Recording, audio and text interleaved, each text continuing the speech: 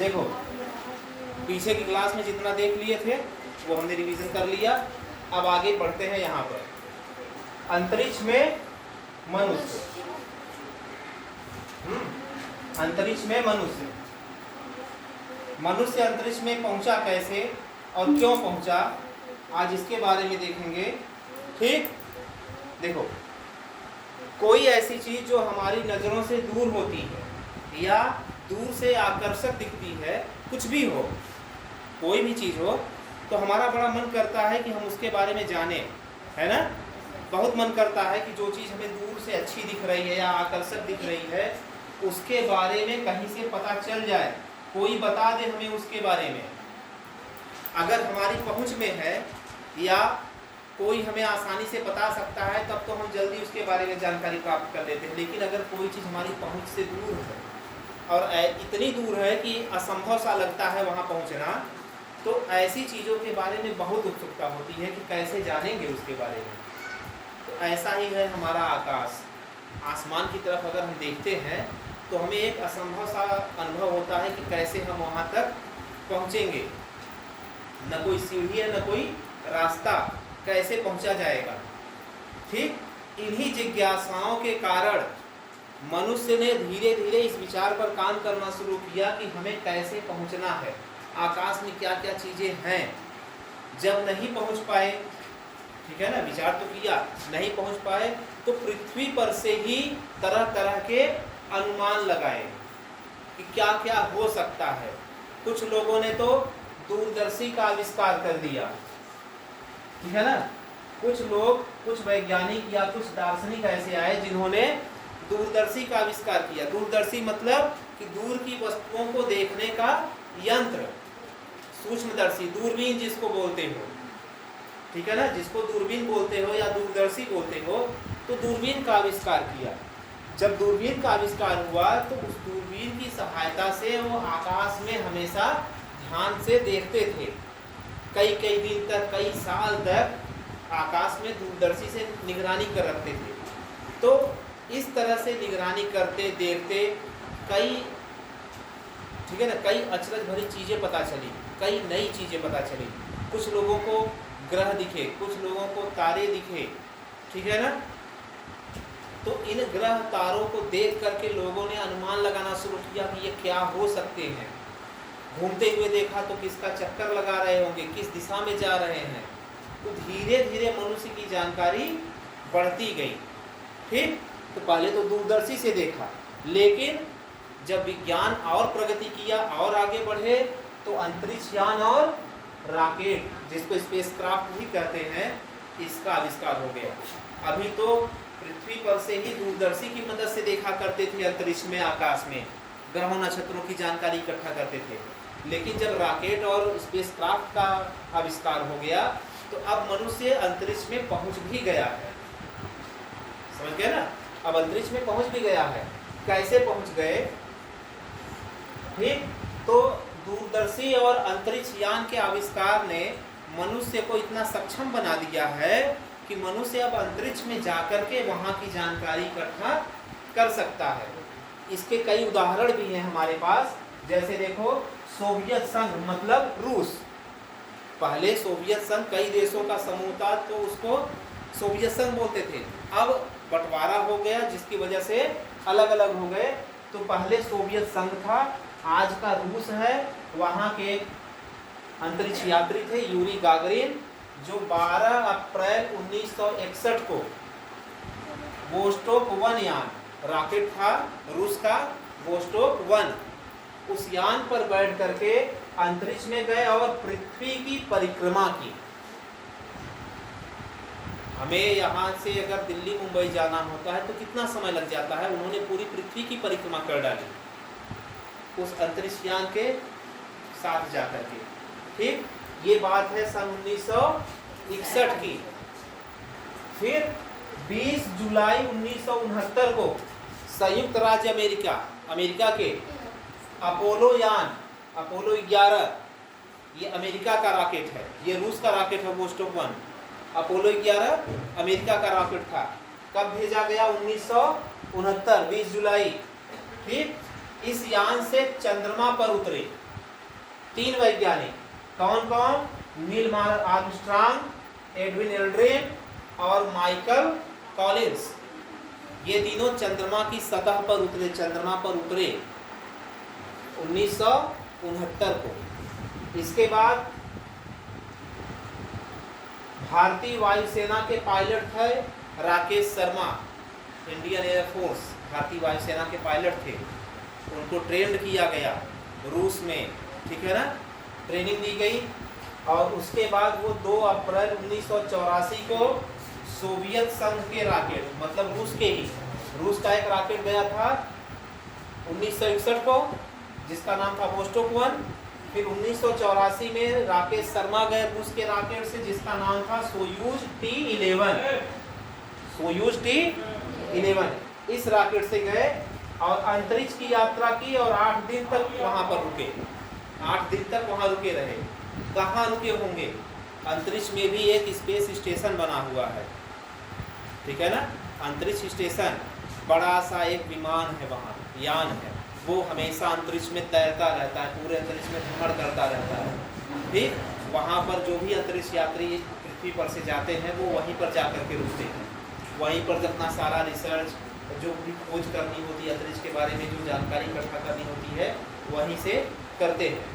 ठीक, अपोलो यान जो था अमेरिका का, ये यान सन 1968 से लेकर के 1972, 5 साल में 9 बार चंद्रमा पर गया।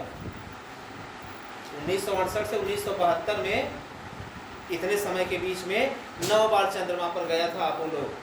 ठीक, और 2 नवंबर, इसके पहले तक 2 नवंबर सन 2000 के पहले तक चंद्रमा या अंतरिक्ष की बारे में जानकारी लेने के लिए रॉकेट या यान भेजे जाते थे। उसमें वैज्ञानिक लोग जाते थे, फिर वापस आ जाते थे उसी यान से, ठीक है ना, परिक्रमा करके या घूम करके जितने समय, दिन का समय लगता था, वापस आ जाते थे। लेकिन 2 नवंबर सन 2000, इस दिन से जो स्पेस स्टेशन अंतरिक्ष में छोड़ा गया, तब से वो वहीं पर तैर रहा है, वहीं पर है। अब जो भी अंतरिक्ष यात्री जाते हैं वहीं पर रुकते हैं। इस तरह से हर समय वर्तमान में भी कोई ना कोई अंतरिक्ष यात्री उस वहाँ स्टेशन पर जरूर होगा। 2, 4, 6 हमेशा वहाँ पर रहते हैं, कोई ना कोई अंतरिक्ष यात्री वहाँ पर रहता ही है। ठीक है, ठीक। अब देखो, मंगल ग्रह, चंद्रमा और सूर्य सहित अंतरिक्ष के रहस्यों को जानने के लिए कई देशों ने वहाँ पर अपने अपने अंतरिक्ष यान भेजे हैं। जो देश सक्षम है इस तकनीक में भेजने की अंतरिक्ष यान, सभी ने मंगल ग्रह के बारे में जानकारी लेने के लिए, सूर्य की जानकारी लेने के लिए, अंतरिक्ष की जानकारी लेने के लिए अपने अपने अंतरिक्ष यान भेजे हैं। अपना देश भारत भी इसमें पीछे नहीं है। भारत ने भी 3 चंद्रयान भेज दिया है, 3 चंद्रयान गए हैं ना, और मंगलयान भी भेजा है। और अंतरिक्ष की जानकारी लेने के लिए, अंतरिक्ष में भ्रमण करने के लिए गगनयान की तैयारी कर रहा है, जो 2025 में भेज दिया जाएगा।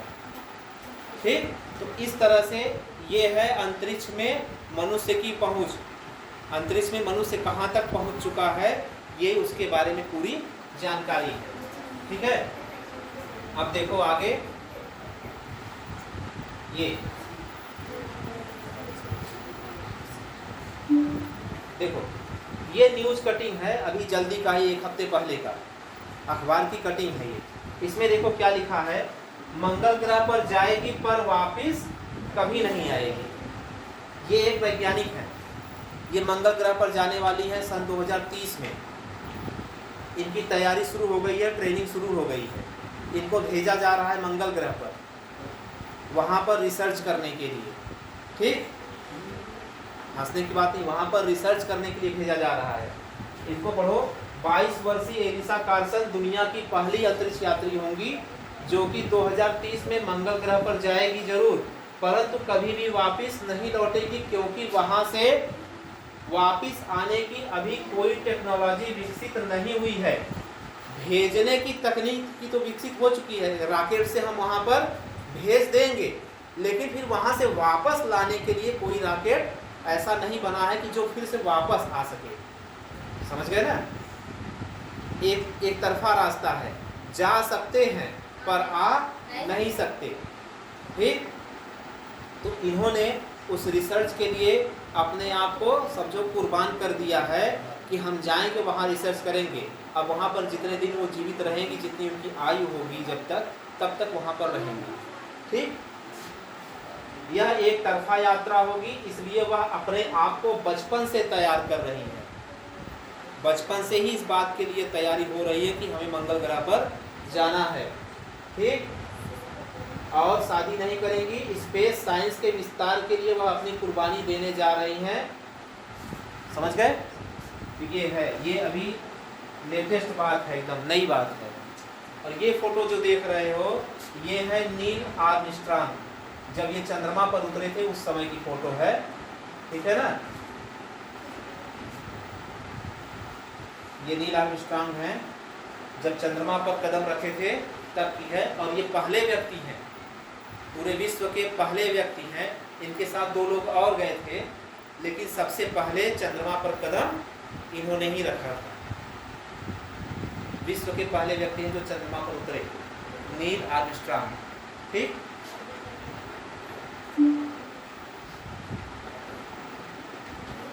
अब ये देखो भारत की जो गगनयान है, भारत का, ये उसके बारे में योजना है गगनयान का। ठीक, यहाँ पे 2022 लिखा है, तैयारी तो थी 2022 में भेजने की, लेकिन अभी तैयारी पूरी नहीं हो पाई, इसलिए 2025 में भेजा जाएगा। ठीक है ना, 16 मिनट में 3 अंतरिक्ष यात्री 3 भारतीय अंतरिक्ष में होंगे। ये 4 लोग हैं, 3 नहीं, ये 4 लोग हैं। इन चारों लोगों को चुना गया, ये वायुसेना के पायलट हैं। इनको ट्रेनिंग दी जा रही है अलग अलग देशों में, अमेरिका में और देशों में, रूस में ट्रेनिंग दी जा रही है अभी। और साथ ही साथ ये गगनयान भी तैयार किया जा रहा है भेजने के लिए। ठीक है ना, ये गगनयान HLV-M3, इसका नाम है HLV-M3। ये इंजन तैयार किया जा रहा है, अभी इस पर काम चल रहा है और ट्रेनिंग भी इनकी साथ साथ हो रही है। जब तैयारी पूरी हो जाएगी तो इन चारों को अंतरिक्ष में भेजा जाएगा भ्रमण करने के लिए इस यान से। ठीक है, और ये देखो, ये चित्र, ये है अपोलो 11। ठीक है ना, अपोलो 11 जिसपे नील आर्मस्ट्रांग गए थे। ठीक, अपोलो 11 रॉकेट, ये उस समय की फोटो है 1969 वाली, जब 1968 में जब भेजा गया था।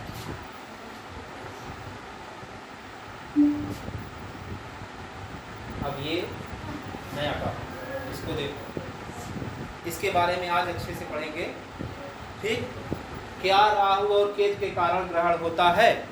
बहुत बार सुने होंगे राहु और केतु की कहानी। राहु और केतु 2 राक्षस थे, ये 2 राक्षस हैं। ठीक, राहु जो है सूर्य को निगल लेता है और केतु चंद्रमा को। ऐसी कहानी बताई गई है कि जब राहु सूर्य को निकलेगा, सूर्य को निगल जाएगा तो सूर्य ग्रहण होता है, समझे? और जब केतु चंद्रमा को निगल जाता है तो चंद्र ग्रहण होता है। ऐसी मान्यता कब थी? जब अंतरिक्ष के बारे में जानकारी नहीं थी। ठीक है ना, केवल कल्पनाएं थी और पौराणिक कहानियों से प्रेरित होकर के ये सब चीज़ें विचार बने थे। लेकिन जब दूरदर्शी, ठीक, और रॉकेट का आविष्कार हो गया तब बात बदल गई। ठीक, क्या कहानी थी सुनो, पुरानी बात क्या थी, पुरानी कहानी ये है, सूर्य ग्रहण एवं चंद्र ग्रहण। जब देखो क्या होता है, ग्रहण का मतलब क्या होता है पहले ये समझो। ग्रहण, सूर्य ग्रहण, चंद्र ग्रहण तो देख रहे हो, ग्रहण का मतलब क्या होता है? जब कोई खगोलीय पिंड किसी अन्य खगोलीय पिंड की छाया में आ जाता है। ठीक है ना, जैसे सूर्य है, सूर्य का प्रकाश हर तरफ फैल रहा है, सूर्य की परिक्रमा करने वाले और खगोलीय पिंड हैं, ग्रह जिनको हम बोलते हैं। जब एक खगोलीय पिंड दूसरे खगोलीय पिंड के सामने आ जाएगा और सूर्य की छाया, सूर्य के प्रकाश वहाँ तक नहीं जा पाएगा और छाया पड़ने लगेगी, तो ऐसी स्थिति को ही ग्रहण कहते हैं। कि जब एक पिंड दूसरे के सामने खड़ा हो जाए, जैसे तुम्हारे सामने लाइट जल रहा हो और तुम बल्ब के सामने खड़े हो, कोई और बीच में आ जाए तो उस व्यक्ति की छाया तुम्हारे ऊपर पड़ने लगेगी ना, तो यही ग्रहण है। ऐसा पिंड के साथ भी होता है, जो आकाशीय पिंड होते हैं उनके साथ भी होता है। इसी बात को ग्रहण कहा जाता है। ठीक, देखो अब कब होगा ग्रहण, कब होगा? जब तीन पिंड एक सीधे एक लाइन में होंगे, तभी तो प्रकाश की छाया उन पर पड़ेगी ना। तो इस बात को, जब तीन पिंड एक साथ एक सीध में होते हैं, ठीक, तो एक सीध में आने को युति और वियुति कहा जाता है, कंजक्शन एंड अपोजिशन। ठीक है ना, कंजक्शन एंड अपोजिशन कहा जाता है। ये हो गया ग्रहण के बारे में कि ग्रहण क्या होता है। अब पुरानी कहानी क्या है कि राहु और केतु नाम के दो राक्षस थे। जब राहु सूर्य को निगल लेता है तो सूर्य ग्रहण होता है, और केतु जो है जब चंद्रमा को निगलता है तो चंद्र ग्रहण होता है। लेकिन भारत के महान खगोलशास्त्री थे आर्यभट्ट, इन्होंने 1600 वर्ष पहले इस मान्यता का खंडन कर दिया। कैसे? उन्होंने दूरदर्शी की मदद से, अपने ज्ञान के मदद से उन्होंने बताया कि सूर्य ग्रहण कब होता है? जब पृथ्वी पर चंद्रमा की छाया पड़ती है। जब पृथ्वी पर चंद्रमा की छाया पड़ती है, ऐसी स्थिति को कहते हैं सूर्य ग्रहण। और जब चंद्रमा पर पृथ्वी की छाया पड़ती है तो चंद्रमा पर पृथ्वी की छाया पड़ती है तो चंद्र ग्रहण।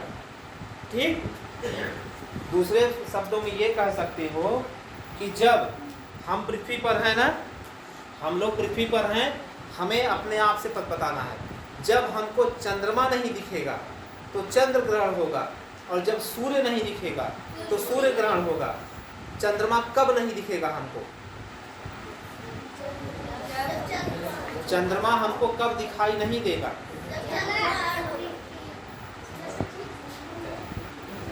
वो तो ठीक है, तीन ग्रह अगर हैं,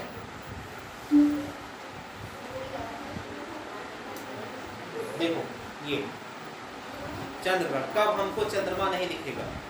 देखो ये पृथ्वी है, सूर्य है, सूर्य से जब प्रकाश की किरणें निकलेंगी तो ये पृथ्वी का जो ये हिस्सा है इधर का, यहाँ पर सूर्य का प्रकाश पड़ेगा, बोलो सूर्य का प्रकाश यहाँ पे पड़ेगा तो इस तरफ दिन वाली स्थिति होगी, होगा कि नहीं? और इधर इधर रात वाली स्थिति होगी। रात मतलब यहाँ पर अंधेरा। फिर चंद्रमा चंद्रमा पृथ्वी की परिक्रमा इस तरह से कर रहा है। जब चंद्रमा यहाँ पर होगा तो क्या चंद्रमा पृथ्वी सूर्य तीनों एक सीध में है, एक लाइन में है? नहीं। चंद्र ग्रहण सूर्य ग्रहण तभी होते हैं जब सूर्य चंद्रमा पृथ्वी तीनों एक लाइन में हो, एक सीध में हो, तभी ग्रहण होगा। अगर चंद्रमा यहाँ पर है या यहाँ पर है तो चंद्र ग्रहण या सूर्य ग्रहण नहीं होगा। ठीक, एक लाइन में ये स्थिति बनेगी तब देखो, सूर्य वहां, पृथ्वी यहाँ, चंद्रमा यहाँ पर आ जाए, तब जाकर के ग्रहण की स्थिति बनेगी। अब देखो सूर्य का जो प्रकाश आएगा इस तरफ, जब प्रकाश आएगा तो ये पृथ्वी उस प्रकाश को रोकेगी। प्रकाश पीछे की तरफ, पृथ्वी के जो पीछे का ये हिस्सा है, इस हिस्से में छाया रहेगी कि नहीं? इस हिस्से में छाया रहेगी, यहाँ पर गहरी छाया होगी। और ये जो त्रिभुजाकार हिस्सा तुम देख रहे हो ये, ठीक है ना, और ये इन हिस्सों में छाया पड़ेगी लेकिन हल्की छाया आएगी। यहाँ पर हल्की छाया आएगी। अभी एक वीडियो आ गया है उसमें देखो कि छाया किस तरह से बन रही है। यहाँ गहरी छाया होगी। जब चंद्रमा इस पोजीशन पर होगा, इस पोजीशन पर होने के कारण पृथ्वी पर जो प्रकाश पड़ रहा है उसकी वजह से पीछे की तरफ छाया पड़ेगी। छाया पड़ने की वजह से सूर्य का प्रकाश चंद्रमा तक नहीं पहुंचेगा। और ये बात जानते हो, चंद्रमा का अपना कोई प्रकाश नहीं होता है, वह सूर्य के प्रकाश से ही प्रकाशित होता है। जब चंद्रमा तक सूर्य का प्रकाश पहुंचेगा ही नहीं तो चंद्रमा नजर नहीं आएगा या धुंधला नजर आएगा। ठीक है। होता क्या है, जब सूर्य का प्रकाश पृथ्वी के वायुमंडल में पहुंचता है, वायुमंडल में पहुंचने के बाद तुम कभी देखते हो बरसात के समय जो इंद्रधनुष बन जाता है। इंद्रधनुष क्यों बनता है? प्रकाश के परावर्तन के कारण, वायुमंडल में प्रकाश का परावर्तन होता है। वही स्थिति यहाँ आएगी। सूर्य जब वायुमंडल से सूर्य का प्रकाश गुजरेगा तो प्रकाश का परावर्तन होता है, और परावर्तन में ये है कि सभी रंग बिखर जाते हैं, केवल लाल रंग ही ऐसा होता है जो उसकी तरंग दैर्घ्य सबसे ज़्यादा होती है, वही लाल रंग ही ज़्यादा नजर आता है। तो जब यहाँ से प्रकाश का परावर्तन होगा ना, सारी लाल किरणें, सभी लाल किरणें इस अंदर वाले भाग की तरफ आएंगी। ये जो छाया वाला हिस्सा है, इस अंदर वाले भाग की तरफ सारी लाल किरणें आएंगी। वही लाल किरणें पड़ेंगी चंद्रमा पर। जब चंद्रमा पर लाल किरणें पड़ती हैं तो चंद्रमा लाल लाल दिखता है ना, चंद्रमा लाल दिखता है। इसीलिए जब ग्रहण लगता है उस समय देखो चंद्रमा लालिमा लिए हुए लाल रंग में दिखता है। क्यों? क्योंकि प्रकाश के परावर्तन के कारण सभी लाल किरणें छाया वाले क्षेत्र में, जिसको अम्ब्रा बोलते हैं इंग्लिश में, इस क्षेत्र में जब ज़्यादा लाल किरणें आ जाती हैं तो उनकी वजह से चंद्रमा पर लाल किरणें पड़ेंगी। वही लाल किरणों की वजह से चंद्रमा लाल दिखता है, हमको लाल लाल दिखेगा। ठीक। अब ये जो है, ये जो हिस्सा है उपछाया वाला हिस्सा है। उपछाया वाले हिस्से में सूर्य का प्रकाश कम आता है। ठीक। कम आने के कारण चंद्रमा पर प्रकाश पड़ता तो है लेकिन बहुत कम पड़ता है, जिसकी वजह से धुंधला दिखता है। ठीक। इस स्थिति में जो ग्रहण होता है इसको बोलते हैं पूर्ण चंद्र ग्रहण। और यहाँ जो ग्रहण हो रहा है इसको बोलते हैं आंशिक चंद्र ग्रहण। समझ गए ना? ये पूर्ण चंद्र ग्रहण है, ये आंशिक चंद्र ग्रहण है। ठीक, इतना समझ गए? चंद्र ग्रहण भी 3 प्रकार के होते हैं। चंद्र ग्रहण 3 प्रकार के होते हैं, पूर्ण चंद्र ग्रहण, आंशिक चंद्र ग्रहण और एक होता है माध्य चंद्र ग्रहण। उसके बारे में आगे की क्लास में देखेंगे, अभी केवल इसे देखो। तो ये समझ में आया ना इस चित्र के बारे में, किस तरह से सूर्य और चंद्रमा के बीच में जब पृथ्वी आ जाती है तो चंद्रमा पर छाया नहीं पड़ती है, प्रकाश नहीं पड़ता है, जिसकी वजह से हमें चंद्रमा दिखाई नहीं देता। उसी बात को कहते हैं चंद्र ग्रहण। ठीक, तो इसको ऐसे समझ सकते हो, दोनों चीज़ों में अंतर, चंद्र ग्रहण और सूर्य ग्रहण में अंतर ऐसे समझना है। चंद्र ग्रहण में चंद्रमा दिखना नहीं है, चंद्र ग्रहण में चंद्रमा दिखना नहीं है। जब चंद्रमा नहीं दिखना है तो चंद्रमा को छुपा दो, चंद्रमा को छुपा दो। कहाँ छुपाओगे? तुम्हारे पास 3 पिंड हैं, सूर्य, पृथ्वी, चंद्रमा। चंद्रमा को नहीं देखना है, चंद्र ग्रहण में चंद्रमा को नहीं देखना है तो चंद्रमा को छुपा देना है। छुपाओगे कहाँ? सूर्य के पीछे या पृथ्वी के पीछे? किसी एक के पीछे छुपा दो, पृथ्वी के पीछे छुपा दो, पृथ्वी आ जाएगी सूर्य के सामने। ठीक, तो इस बात को कैसे कहोगे कि जब सूर्य और चंद्रमा के बीच में पृथ्वी आ जाए, ठीक, तब चंद्र ग्रहण होता है। और जब सूर्य ग्रहण करना हो तो सूर्य ग्रहण में पृथ्वी को नहीं दिखना है, सूर्य ग्रहण में सूर्य को नहीं देखना है। जब सूर्य को नहीं देखना, सूर्य को ढक दो। सूर्य को ढकने के लिए चंद्रमा को उठा करके यहाँ रख दो, ठीक है ना? चंद्रमा को इधर कर दो, तब तो पृथ्वी पर से सूर्य को नहीं देख पाओगे। तो सूर्य ग्रहण में क्या होगा? सूर्य और पृथ्वी के बीच में चंद्रमा आ जाएगा और चंद्र ग्रहण में सूर्य और चंद्रमा के बीच में पृथ्वी आ जाएगी। ये अंतर समझ गए ना? ठीक, आगे देखो।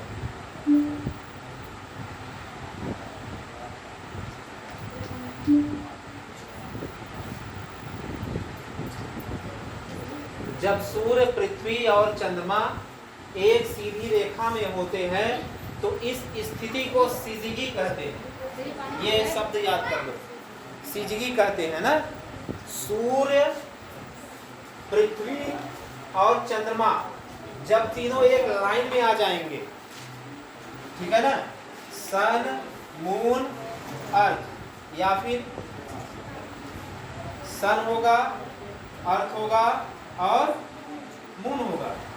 एक सूर्य ग्रहण वाली स्थिति है और एक चंद्र ग्रहण वाली। ये कौन सी स्थिति है? ये सूर्य ग्रहण है, ये सूर्य ग्रहण है, ठीक, और ये चंद्र ग्रहण है। समझ गए? जब एक सीध में होंगे, इसी सीध में होने की स्थिति को सीजीगी कहा जाएगा, ठीक है ना? इसी स्थिति को सीजीगी कहा जाएगा। अब सीजीगी दो तरह की होती है, सीजीगी दो तरह की होती है। एक होती है जिसमें सूर्य और पृथ्वी के बीच में चंद्रमा होगा, और दूसरी होती है सूर्य और चंद्रमा के बीच में पृथ्वी होगी। तो दो सीजीगी बनेगी। दो सीजीगी को, एक को कहते हैं युति और दूसरे को वियुति, कंजक्शन अपोजिशन, ठीक है ना? ये युति जो होता है, युति में सूर्य ग्रहण होता है। युति में क्या होता है? सूर्य ग्रहण। और वियुति में क्या होता है? चंद्र ग्रहण होता है। अब यही देखो, चंद्र ग्रहण क्या है? जब सूर्य और चंद्रमा के बीच पृथ्वी, ये सूर्य और चंद्रमा के बीच पृथ्वी आ जाए, ठीक है ना? चंद्र ग्रहण के बारे में देखो, सूर्य और चंद्रमा के बीच में पृथ्वी आ जाए, उसको कहेंगे चंद्र ग्रहण, ठीक है? ये चंद्र ग्रहण होगा। इस स्थिति में पृथ्वी की छाया, ये पृथ्वी है ना, पृथ्वी की छाया चंद्रमा पर पड़ती है, ठीक, जिसे चंद्र ग्रहण होता है। चंद्र ग्रहण 3 प्रकार के होते हैं। इन 3 प्रकार को बाद में देखेंगे। अभी चंद्र ग्रहण से संबंधित कुछ और चीजें हैं, उनको देख लो। ये इस वीडियो को देखो, इस वीडियो को देखोगे तो चंद्र ग्रहण के बारे में